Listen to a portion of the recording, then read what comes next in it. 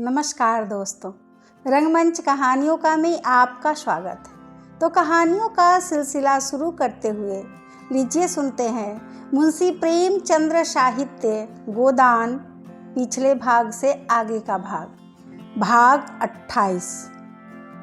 Mister Khanna को मजदूरों की यह हड़ताल बिल्कुल बेजा मालूम होती है। उन्होंने हमेशा जनता के साथ मिले रहने की कोशिश की थी। वह अपने को जनता का ही आदमी समझते थे। पिछले कौमी आंदोलन में उन्होंने बड़ा जोश दिखाया।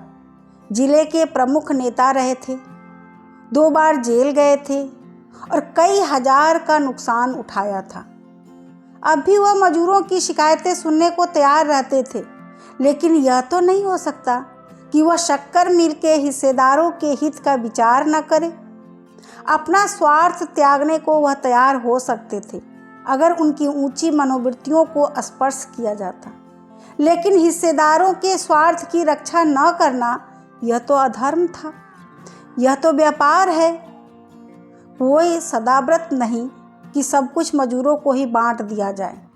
हिस्सेदारों को यह विश्वास दिलाकर रुपए लिए गए थे कि इस काम में 15-20 सैकड़े का लाभ है। अगर उन्हें 10 सैकड़े भी न मिले तो वे डायरेक्टरों की ओर विशेषकर मिस्टर खन्ना को धोखेबाज ही समझेंगे और फिर अपना वेतन वह कैसे कम कर सकते थे। और कंपनियों को देखते उन्होंने अपना वेतन कम रखा था, केवल 1000 रुपया महीना लेते थे। कुछ कमीशन भी मिल जाता था। अगर वह इतना लेते थे तो मिल का संचालन भी करते थे। मजदूर केवल हाथ से काम करते हैं, डायरेक्टर अपनी बुद्धि से, विद्या से, प्रतिभा से, प्रभाव से काम करता है। दोनों शक्तियों का मोल बराबर तो नहीं हो सकता। मजदूरों को यह संतोष क्यों नहीं होता कि मंदी का समय है और चारों तरफ बेकारी फैली रहने के कारण आदमी सस्ते हो गए हैं। उन्हें तो एक जगह पौन भी मिले तो संतुष्ट रहना चाहिए था। और सच पूछो तो वे संतुष्ट हैं। उनका कोई कसूर नहीं, वे तो मूर्ख हैं। बछिया के ताऊ शरारत तो ओंकारनाथ और मिर्जा खुर्शीद की है। यही लोग उन बेचारों को कठपुतली की तरह नचा रहे हैं, केवल थोड़े से पैसे और यश के लोभ में पड़कर। यह नहीं सोचते कि उनकी दिल्लगी से कितने घर तबाह हो जाएंगे। ओंकारनाथ का पत्र नहीं चलता तो बेचारे खन्ना क्या करें। और आज उनके पत्र के 1 लाख ग्राहक हो जाएं और उससे उन्हें 5 लाख का लाभ होने लगे तो क्या वह केवल अपने गुजारे भर को लेकर शेष कार्यकर्ताओं में बांट देंगे? कहाँ की बात। और वह त्यागी मिर्जा खुर्शीद भी तो एक दिन लखपति थे। हजारों मजदूर उनके नौकर थे, तो क्या वह अपने गुजारे भर को लेकर सब कुछ मजदूरों को बांट देते थे? वह उसी गुजारे की रकम से यूरोपियन छोड़ियों के साथ विहार करते थे, बड़े बड़े अफसरों के साथ दावतें उड़ाते थे, हजारों छोड़ियों रुपये महीनों की शराब पी जाते थे और हर साल फ्रांस और स्विट्जरलैंड की सैर करते थे। आज मजदूरों की दशा पर उनका कलेजा फटता है। इन दिनों नेताओं की तो खन्ना की परवाह न थी। उनकी नियति की सफाई में पूरा संदेह था। न राय साहब की ही उन्हें परवाह थी, जो हमेशा खन्ना की हाँ में हाँ मिलाया करते थे और उनके हर एक काम का समर्थन कर दिया करते थे। अपने परिचितों में केवल एक ही ऐसा व्यक्ति था जिसके निष्पक्ष विचार पर खन्ना जी को पूरा भरोसा था, और वह डॉक्टर मेहता थे। जब से उन्होंने मालती से घनिष्ठता बढ़ानी शुरू की थी, खन्ना की नज़रों में उनकी इज्जत बहुत कम हो गई थी। मालती बरसों खन्ना की हृदयेश्वरी रह चुकी थी, पर उसे उन्होंने सदैव खिलौना समझा था। इसमें संदेह नहीं कि वह खिलौना उन्हें बहुत प्रिय था। उसके खो जाने या टूट जाने या छिन जाने पर वह खूब रोते और वह रोए थे। लेकिन विलास आवरण थी वह खिलौना ही। उन्हें कभी मालती पर विश्वास न हुआ। वह कभी उनके ऊपरी विलास आवरण को छेद कर उनके अंतःकरण तक नहीं पहुंच सकी। वह अगर खुद खन्ना से विवाह का प्रस्ताव करती तो वह स्वीकार न करते, कोई बहाना करके टाल देते। अन्य कितने ही प्राणियों की भांति खन्ना का जीवन भी दोहरा या दो रुखी था।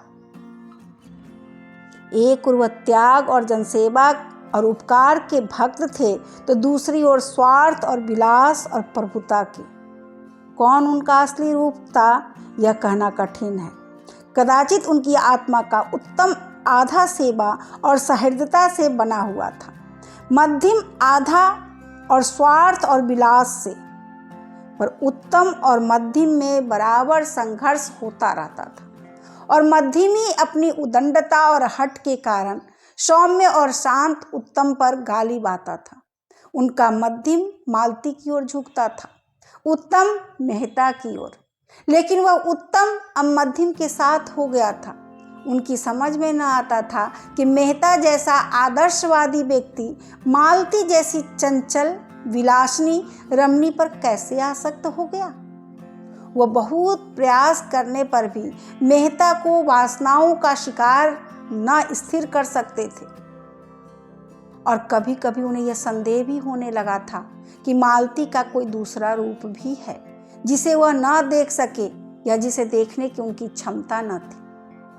पक्ष और विपक्ष के सभी पहलुओं पर विचार करके उन्होंने यही नतीजा निकाला कि इस परिस्थिति में मेहता ही से उन्हें प्रकाश मिल सकता है। डॉक्टर मेहता को काम करने का नशा था। आधी रात को सोते थे और घड़ी रात रहे उठ जाते थे। कैसा भी काम हो, उसके लिए वह कहीं न कहीं से समय निकाल लेते थे। हॉकी खेलना हो या यूनिवर्सिटी डिबेट, ग्राम में संगठन हो या किसी शादी का नैवेद्य, सभी कामों के लिए उनके पास लगन थी और समय था। वह पत्रों में लेख भी लिखते थे और कई साल से एक बृहद दर्शन ग्रंथ लिख रहे थे जो अब समाप्त होने वाला था। इस वक्त भी वह एक वैज्ञानिक खेल ही खेल रहे थे। अपने बगीचे में बैठे हुए पौधों पर विद्युत संचार क्रिया की परीक्षा कर रहे थे।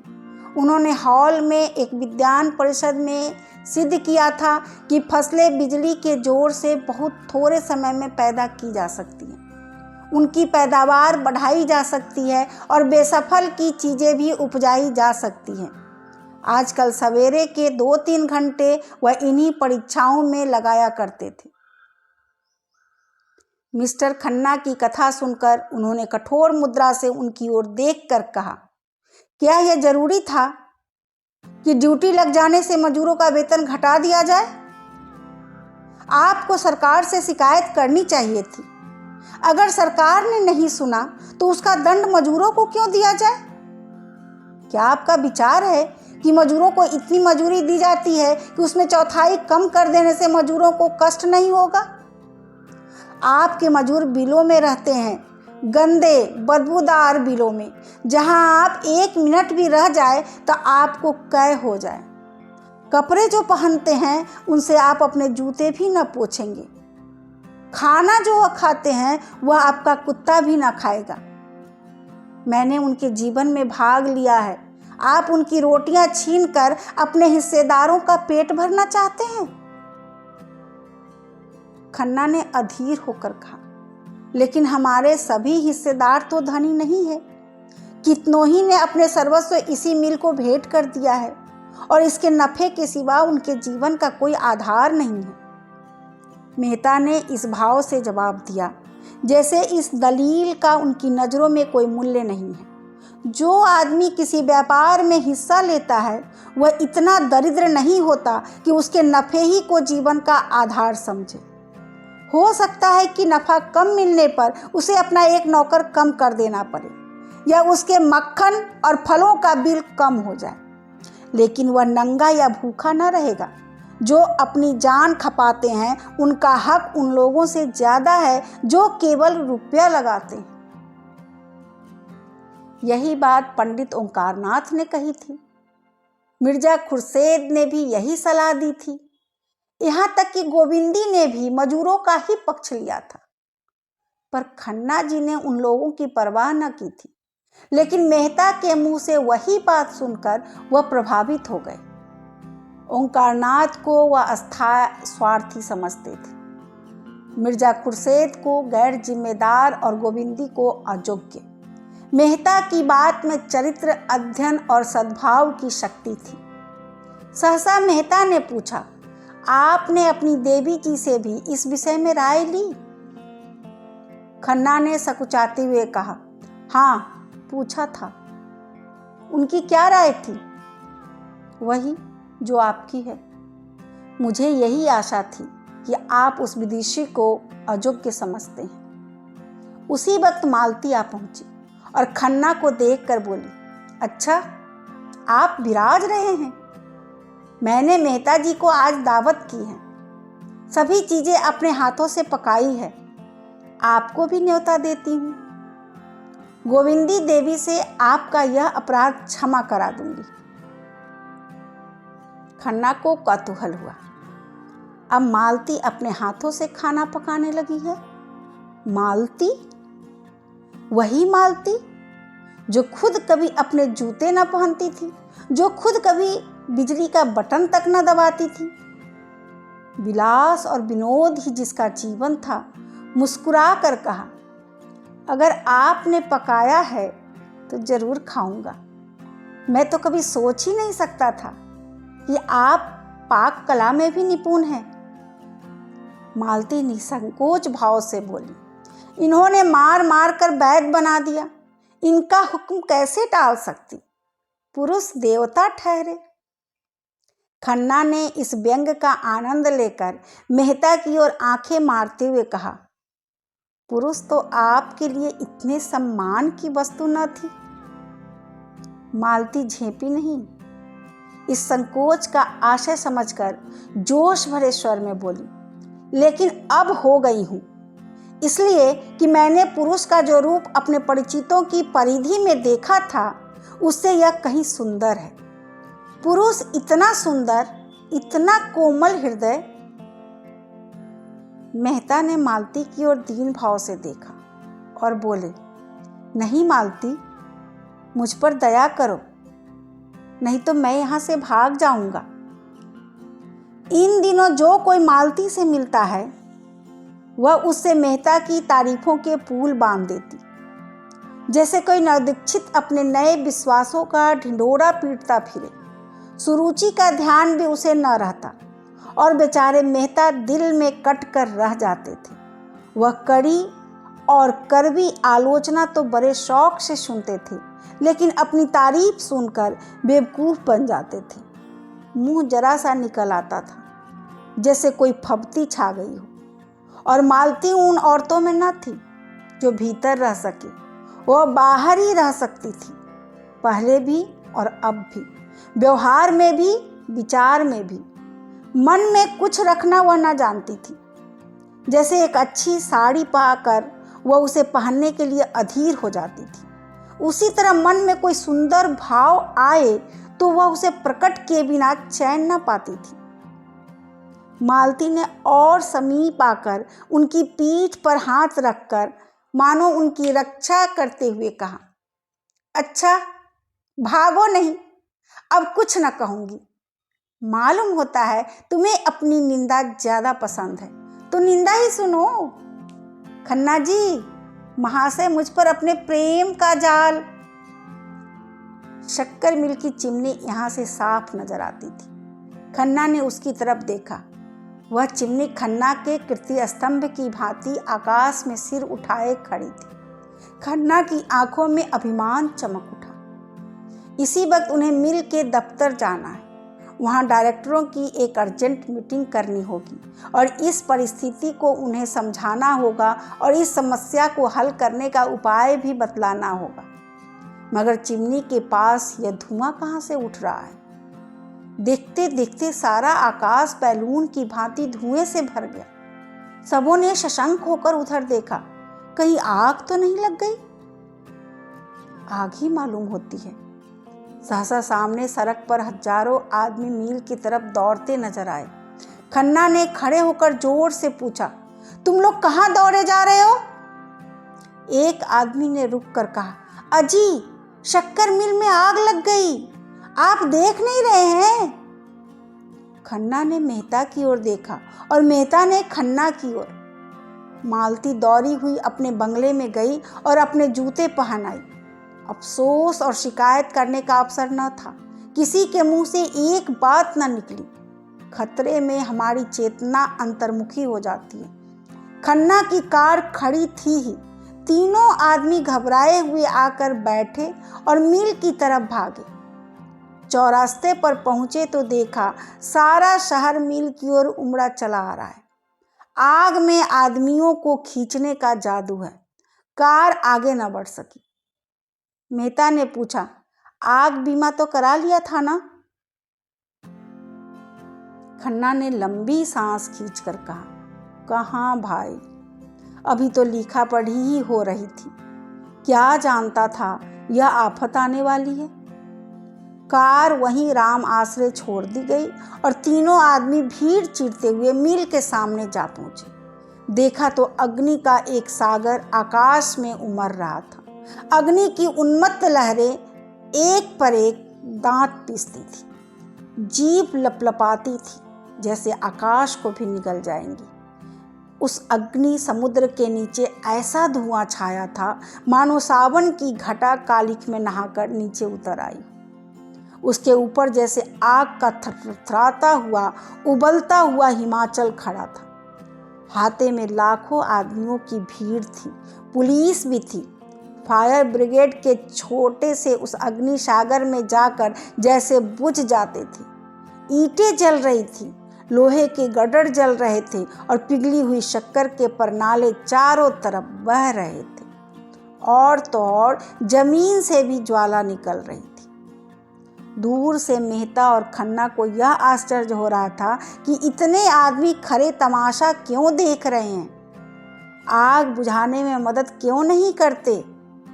मगर अब उन्हें भी ज्ञात हो गया कि तमाशा देखने के सिवा और कुछ करना अपने वश से बाहर है। मील की दीवारों से 50 गज के अंदर जाना जान जोखिम था। ईंट और पत्थर के टुकड़े चटाक चटाक टूटकर इधर उधर उड़ रहे थे।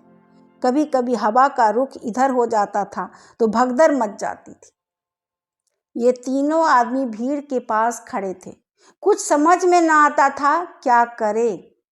आखिर आग लगी कैसे और इतनी जल्द फैल कैसे गई? क्या पहले किसी ने देखा ही नहीं या देखकर भी बुझाने का प्रयास नहीं किया?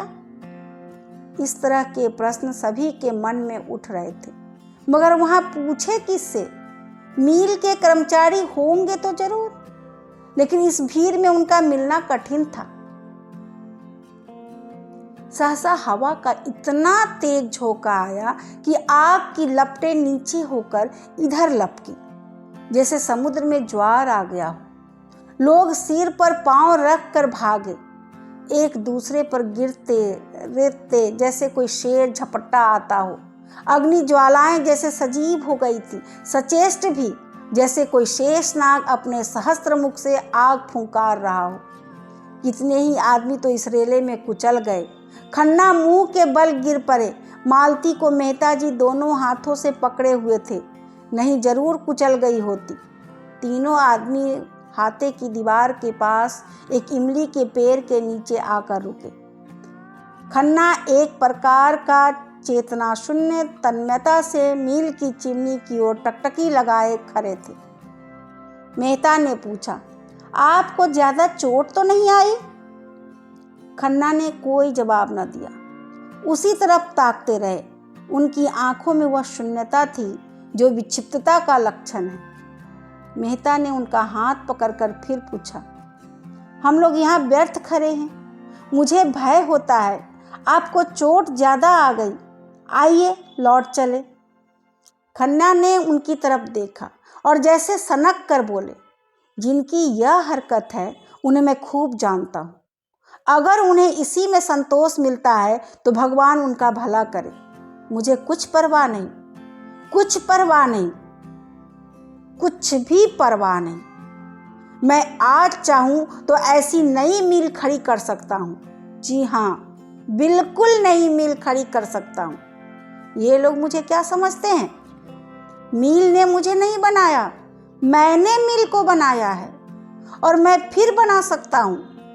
मगर जिनकी यह हरकत है उन्हें मैं खाक में मिला दूंगा। मुझे सब मालूम है। रत्ती रत्ती मालूम है। मेहता ने उनका चेहरा और उनकी चेष्टा देखी और घबरा कर बोले, चलिए आपको घर पहुंचा दूं, आपकी तबीयत अच्छी नहीं है। खन्ना ने कहा मार कर कहा, मेरी तबीयत अच्छी नहीं है इसलिए कि मील जल गई? ऐसी मीली मैं चुटकियों में खोल सकता हूं। मेरा नाम खन्ना है, खन्ना, चंद्र प्रकाश खन्ना। मैंने अपना सब कुछ इस मिल में लगा दिया। पहली मिल में हमने 20% नफा दिया। मैंने प्रोत्साहित होकर यह मिल खोली। इसमें आधे रुपये मेरे हैं। मैंने बैंक के 2 लाख इस मिल में लगा दिए। मैं 1 घंटा नहीं, आधा घंटा पहले 10 लाख का आदमी था। जी हाँ, 10 लाख। मगर इस वक्त फाके मस्त हूँ, नहीं दिवालिया हूँ। मुझे बैंक को 2 लाख देना है। जिस मकान में रहता हूँ वह अब मेरा नहीं है। जिस बर्तन में खाता हूँ वह भी अब मेरा नहीं है। बैंक से मैं निकाल दिया जाऊंगा। जिस खन्ना को देखकर लोग जलते थे वह खन्ना अब धूल में मिल गया। समाज में अब मेरा कोई स्थान नहीं है। मेरे पुत्र मुझे अपने विश्वास का पात्र नहीं, दया का पात्र समझेंगे। मेरे शत्रु मुझसे जलेंगे नहीं, मुझ पर हंसेंगे। आप नहीं जानते मिस्टर मेहता, मैंने अपने सिद्धांतों को कितने हत्या की है, कितने रिश्वतें दी हैं, कितनी रिश्वतें ली हैं। किसानों के ऊख तौलने के लिए कैसे आदमी रखे, कैसे नकली बाट रखे, क्या कीजिएगा यह सब सुनकर। लेकिन खन्ना अपनी यह दुर्दशा कराने के लिए क्यों जिंदा रहे। जो कुछ होना है हो।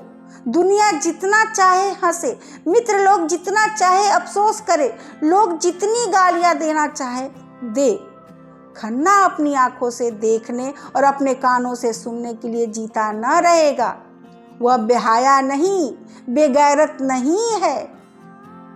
यह कहते कहते खन्ना दोनों हाथों से सिर पीटकर जोर जोर से रोने लगा। मेहता ने उन्हें छाती से लगाकर दुखित स्वर में कहा, खन्ना जी, जरा धीरज से काम लीजिए। आप समझदार होकर दिल इतना छोटा करते हैं।